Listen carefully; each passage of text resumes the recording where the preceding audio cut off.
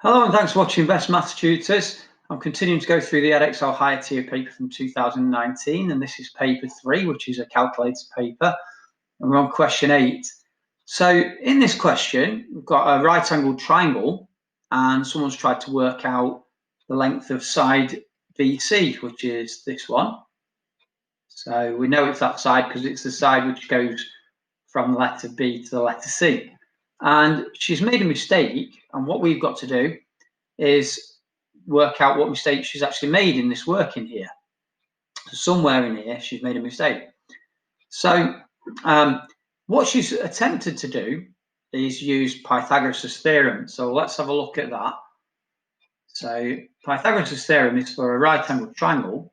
So if we draw a right-angled triangle here, then the important side that we need to know is that the side opposite the right angle is the hypotenuse, which is that, which I'm going to call H.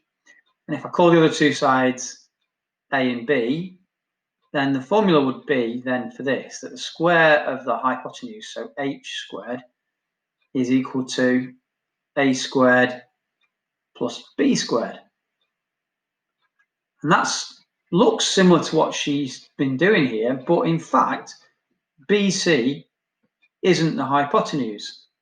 In fact, AC is the hypotenuse. This one is H. So if we were looking for a side that wasn't the hypotenuse, then the formula would have to be rearranged. So let's imagine I'm looking for A here on this one I've drawn. Then, in fact, A squared would equal H squared, not plus this time, but minus B squared. So she's treated BC as though it's the hypotenuse. So that's where her mistake is. So we could say Sarah has used BC as though it's the hypotenuse.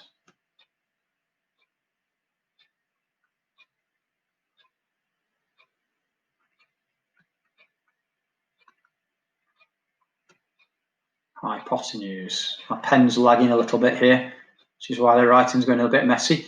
So Sarah's used BC as though it's the hypotenuse. In fact, because it's not, the formula should be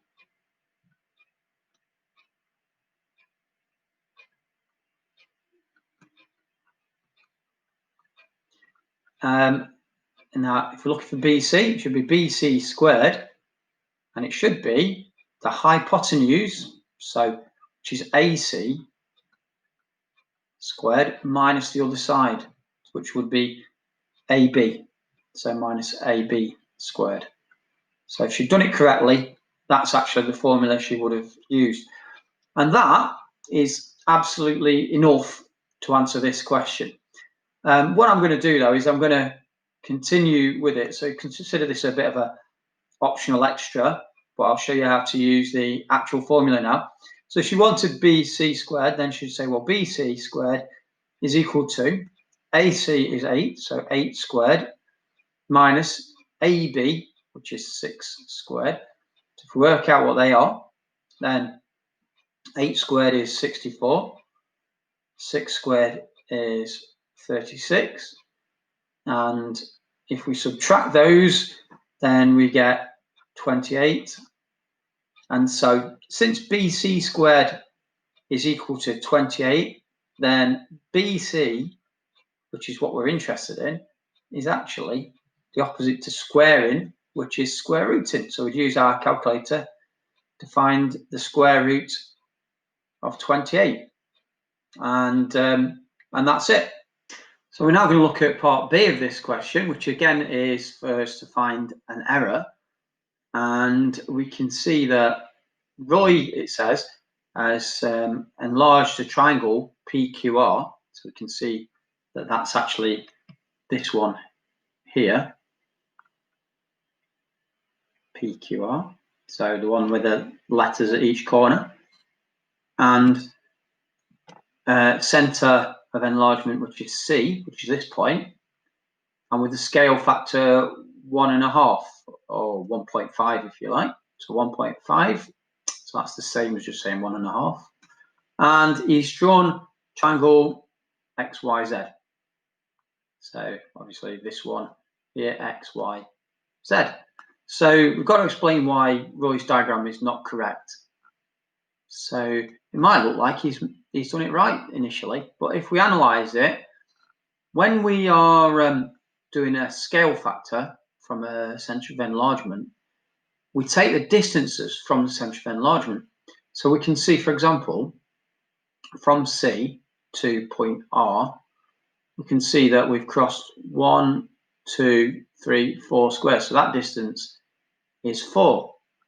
And what Roy's then done is he's gone 4 times 1.5 equals 6. So he's saying, okay, that's where he's got this distance from. From R to L is 6. But his mistake is actually it should be from C. So really, this point Z on his enlarged shape should be 6 squares, not from R, but from the centre of enlargement. So we should go 1, 2, 3, 4, 5, 6. So we could see that that would be where L should be. And then if we look at, let's see if he's made the same mistake on the other 2 points.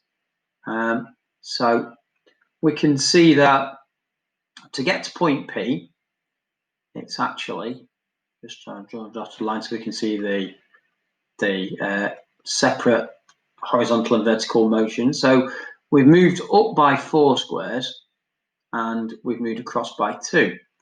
So again, if we times that 4 by 1.5, I'm just doing the same calculation I've just made below. So we should be getting good at it now.